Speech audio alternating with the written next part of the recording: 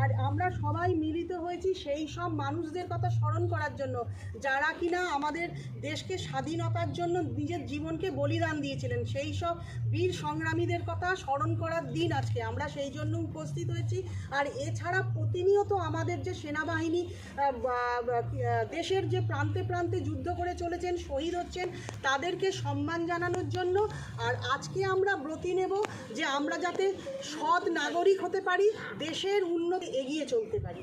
এটাই হচ্ছে আমাদের আজকের এখানে মিলিত হওয়ার উদ্দেশ্য এবং আমাদের স্বাধীনতা দিবস স্মরণ করার উদ্দেশ্য। আমাদের ম্যাডাম এসেছেন আমাদের কাছে আজকের ৭৯তম জাতীয় পতাকা, আমাদের দেশের জাতীয় পতাকা উদযাপন করবার জন্য। আসুন আমরা সবাই মিলে তাকে সহযোগিতা করি এবং সবাই মিলে জয় হিন্দ বলি। জয় হিন্দ।